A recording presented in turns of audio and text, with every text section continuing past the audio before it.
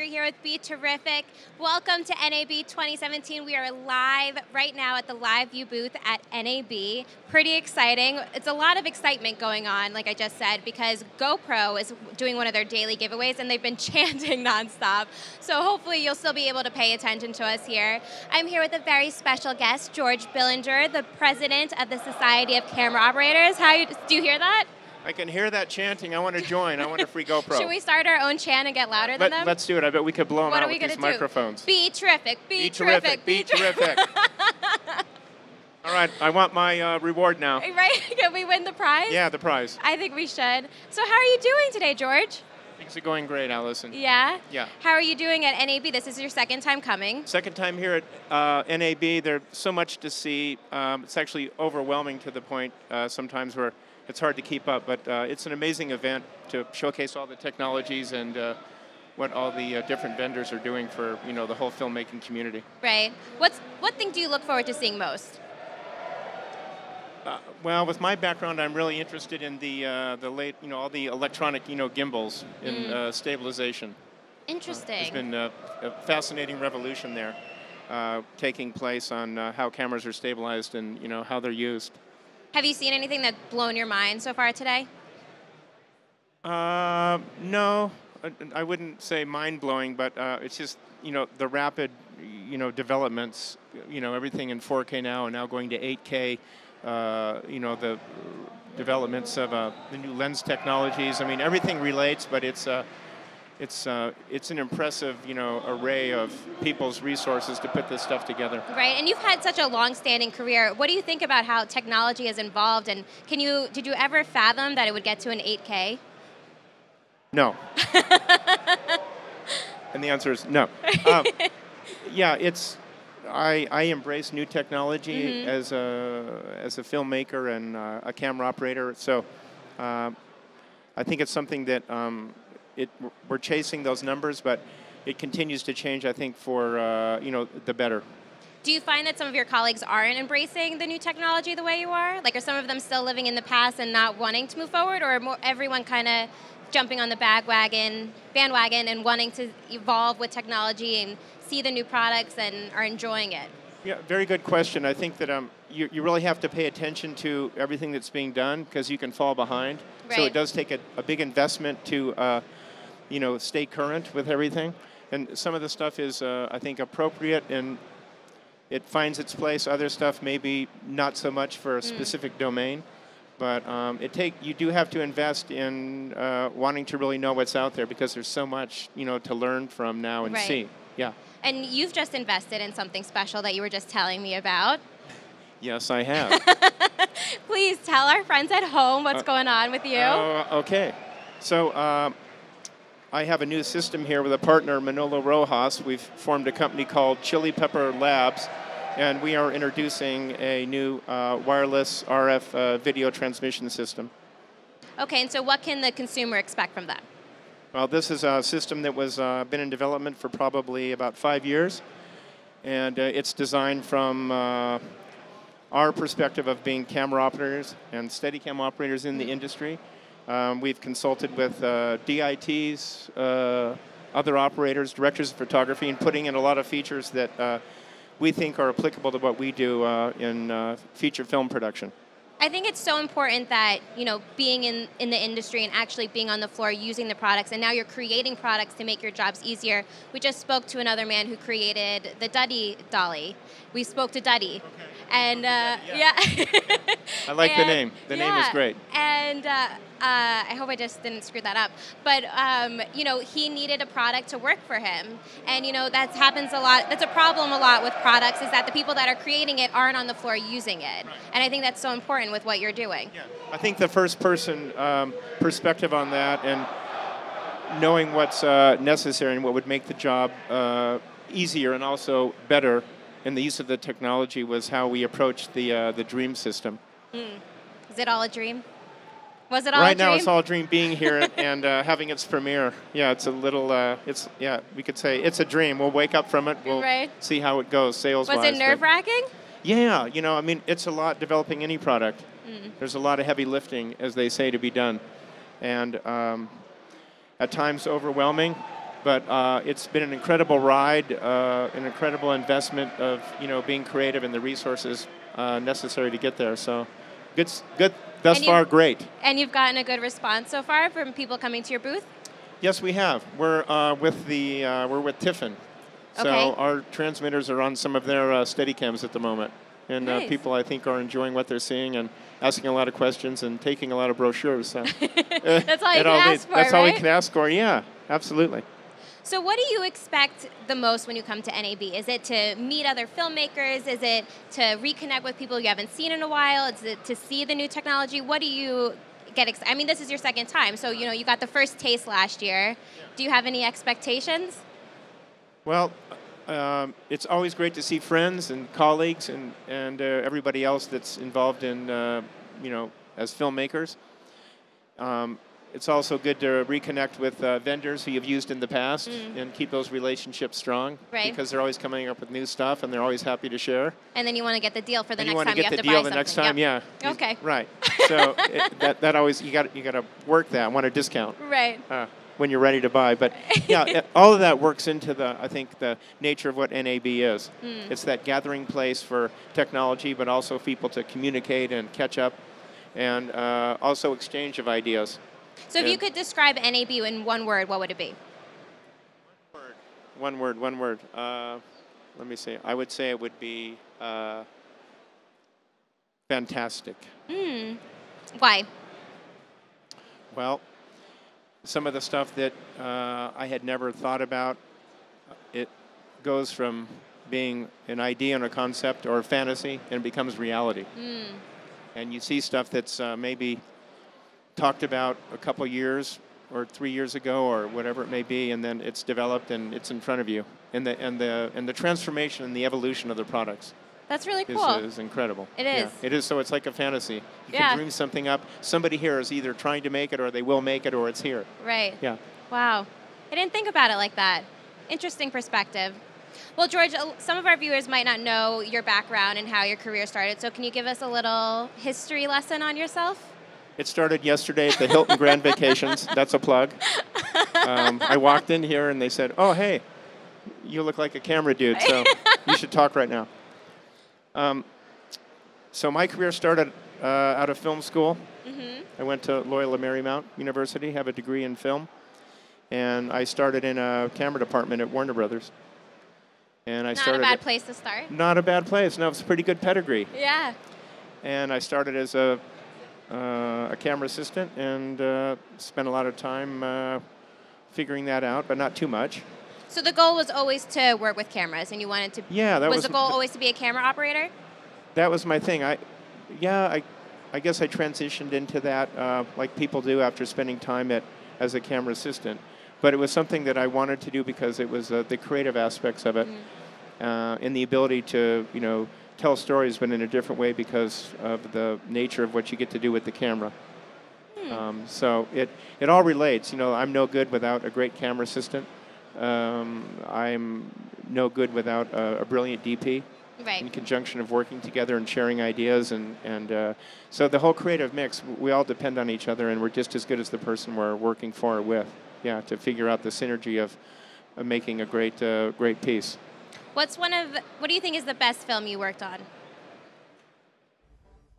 Okay. I would have to say probably in my list of highlights would be, I'm very proud of the film Lincoln. Yes.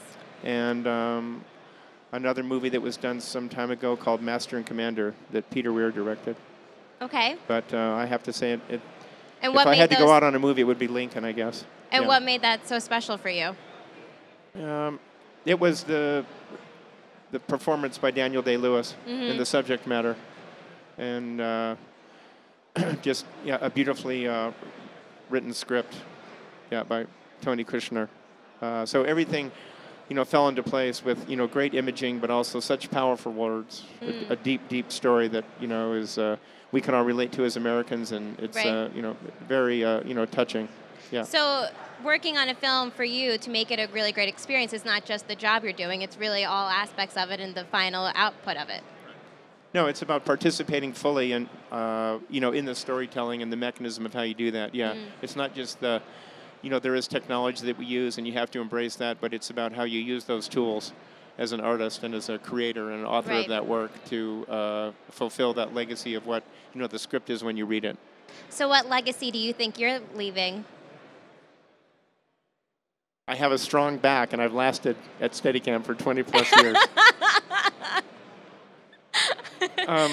No, I guess that hopefully the films that I've been lucky enough to participate on, and that's been a great ride, and I have been very fortunate, that people have enjoyed that, and I'm sure it sends a message, and it's touched people in a way that, they, maybe will want to revisit the film, but something that they find to be like, it left an impression. That's a lovely thing. Good answer. I approve of that legacy. It's a good legacy, yeah. So it's not about me. It's about, I think, that the nature of the craft that we do and the nature of, filmmaking. Right. Yeah, right. Okay. So if someone is looking, wants to do what you're doing, wants to climb the ladder to be a camera operator, what advice would you give them? Okay. I get that question a lot, by the way. And it's a very... Do you give the same answer every time? Yeah. I'm going to go to my playbook on that. Okay. No, it's a unique place to be, and I think that if you like I always tell people, it'll happen if you pursue it. But that sounds a little bit trivial. But it's if you have the passion and the ability to put that passion somewhere, whether you're shooting your own material, operating for other people, lighting what you need to light, your stories will be recognized, and you should be recognized, hopefully, for your work. And it's about working with people who you can, create with and respond to that will help you get there. But to work as a Steadicam or any aspect of being a camera operator, do you think it's important to learn other aspects of the production or stick strictly to working with cameras? No, sure. The more you know about the process, the better it is for everybody. I mean, I try to participate, fully with, all departments on a movie, whether, it's the lighting and the grips, my camera team, the sound department, makeup, hair, wardrobe, set design. We're all connected. So the more you know and you can, participate and understand those crafts, the better off you're going to be. Yeah. Right. So we're just a small part of the image making, but we put so much effort into that because we're sustained by the technology driving it. Yeah. Okay, that's great. I think that's some good advice. Did we get you out of the playbook a little bit, or that was verbatim? I'm out of the playbook. Okay, yeah. Good. Yeah. I mean, we're live. We can't be always, going by the script. No, live is good. It's more fun like to, get off the cuff. You could also say, just if you know a producer, go and use the nepotism thing and say, you're related to somebody, and that's how you get hired. Yeah. That always helps. Oh, that always helps, yeah. Do you know someone at Warner Brothers? I could make a phone call. Let me get my cell. I'll get you lined up. Okay. Allison, that's not a problem. Deal. Yeah. I like that idea. Yeah. Okay, so I tweeted earlier that I would be talking to you. Okay. So I think I have some questions. All right. We have. So Steve says that he understands you recently wrapped on a Steven Soderbergh project that highly anticipated Godless and Twin Peaks with David Lynch. Can you tell me a little bit about working with these iconic creatures and translating their vision to screen? Wow. Steve, how did you know that? You are very informed. Okay. You got a fan base. Got to meet you. So David Lynch, it was a truly amazing experience to be a part of his, work, especially Twin Peaks. He is a total auteur. He's a creator and such a revered artist. It was a pleasure and a treat for me, it was to be a part of that and to be working with him. Yeah.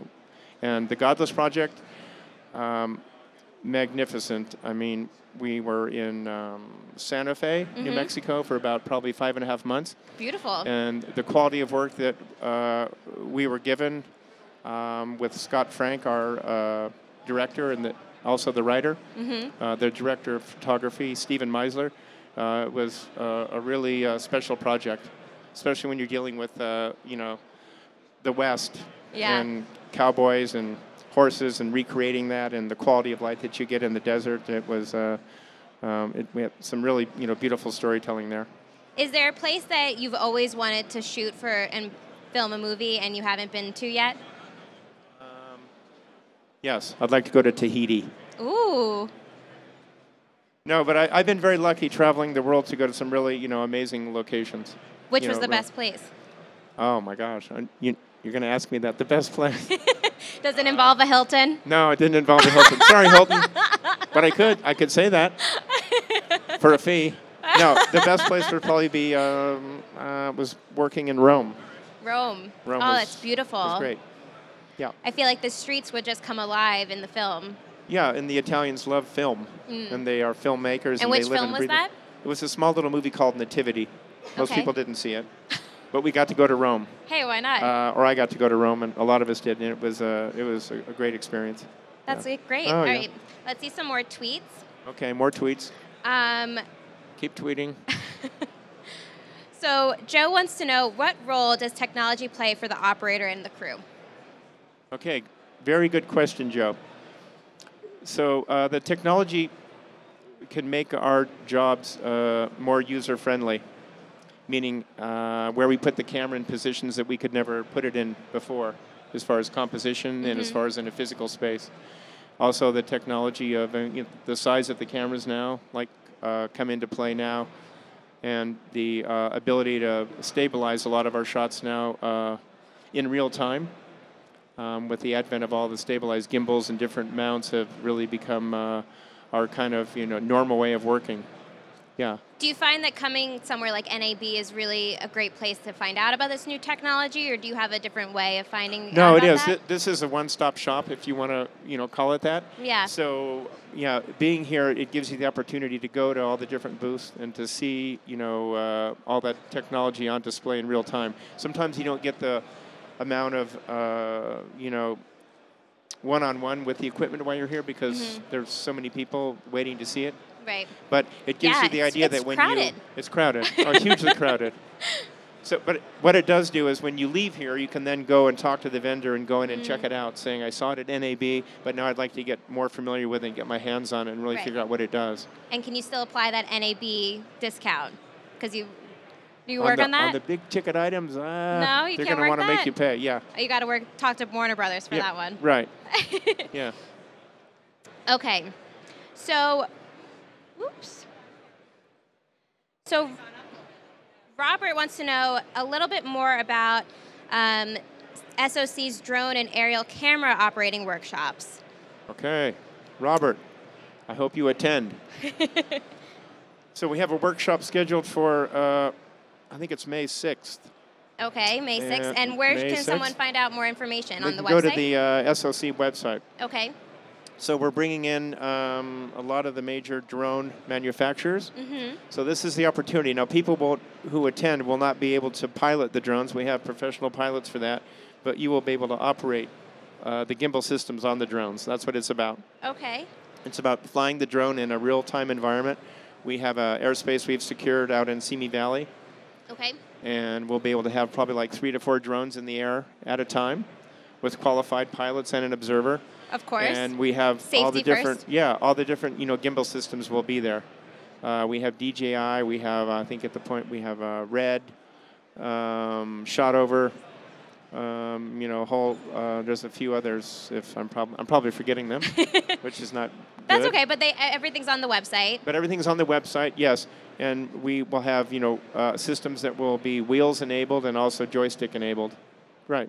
So a little bit of everything. It's a little bit of everything. So it's about getting airtime practice, but hopefully creating shots and being more comfortable with the system. So if you ever have the opportunity to operate a drone shot, you will have done it or at least know what's to be expected of you as an operator. What do you think about using drones? I love drones. Yeah? Have you seen any cool ones that you want to...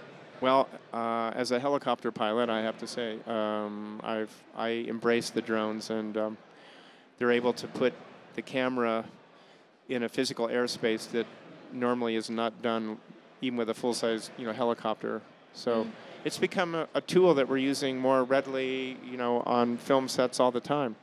Yeah. But it's like anything. It's an acquired skill. It's not easy. It seems easy, and but there's a learning curve to it. So you are a helicopter. Yes. I mean, I'm sorry, you're a pilot. Pilot. For helicopters. Yes. among other things, as a hobby. Yeah. Okay, and so do you think that has helped you embrace the use of a drone and be knowledgeable Sure. and being able Yeah. to use it? Yeah, aviation, I really enjoy it, and it brings a lot to me. Yeah.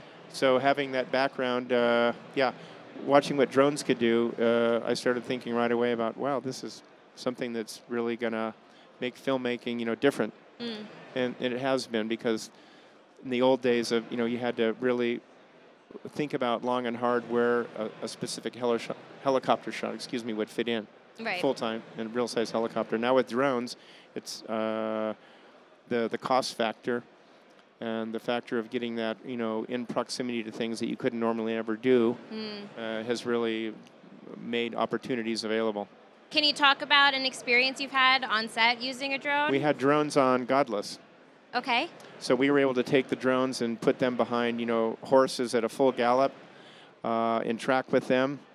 And also track along, cliff faces and mountaintops and things, which would have been very challenging for a full-size helicopter, especially at those low altitudes. We could have the drone ride at eye level to a horse, or right above the ground and rise up above the horse and track it.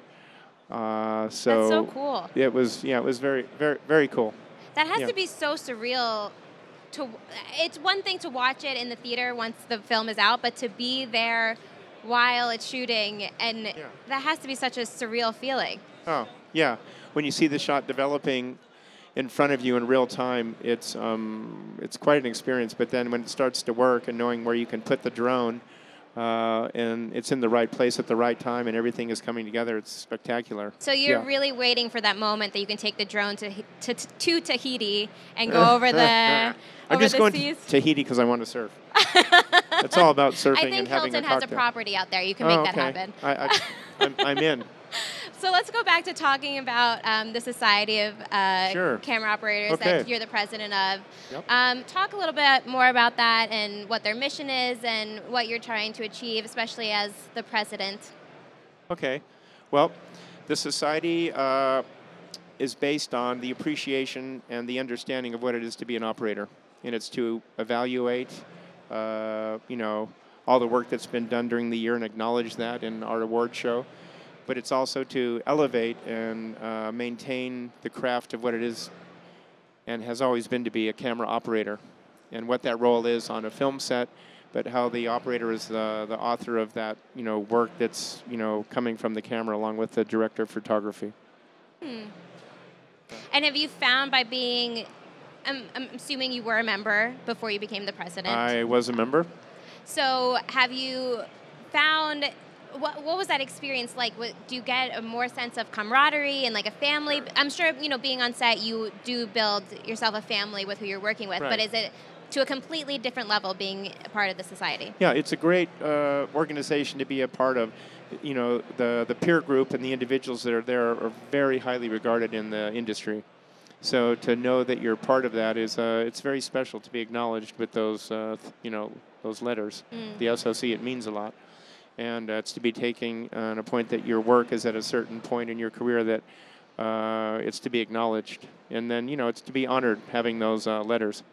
So, yeah, it's seeing what other people do throughout the year is always inspiring.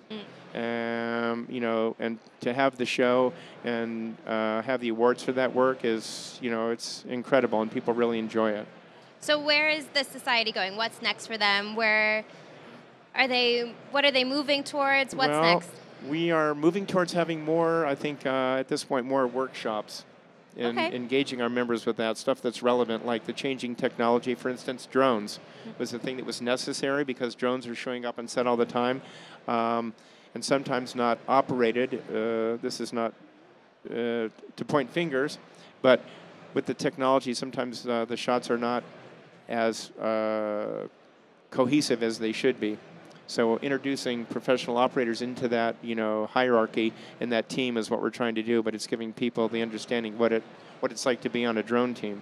So that was part of the reason for the drone workshop, to bring up the quality of operating and to make it available to people who have done it, but they just don't know how to operate a drone. Right. So the workshops are important. So our big focus now would be education, and also, our events. We're having a big after-show party tonight. Am I invited? You're there. I'm there? You're VIP. Oh, George. The velvet rope will be lifted for everybody here at BeTerrific Live. Wonderful. Yes, for sure. We'll send some limos right over for you. I bet. Kristen, we can afford that, I'm sure. Yeah. Thumbs up. So can you give us the website again, where they can find out more about the Society of Camera Operators? Okay, let me, Kristen, what's our... SOC.org. That came from my handler over there. I'm no good without my handler. We should take the camera and put it on Kristen. Yeah, so get that in writing. Get next that time in writing. You need something. She's worth it. She's worth it. So it's SOC.org, everybody. That's where you go to find out everything. Well, George, thank you so much for spending so much time with me. It was great talking to you. Allison, back at you. You're amazing. And you're from New York, even better. No, it was a great moment being here with everybody at NAB. Enjoy the show. I hope you visit the SOC website, and look forward to meeting you in person if you become a member or if you're around. Thank you. Great. Thanks, George. I'm Allison Berger, and we'll see you real soon right back here on BeTerrific.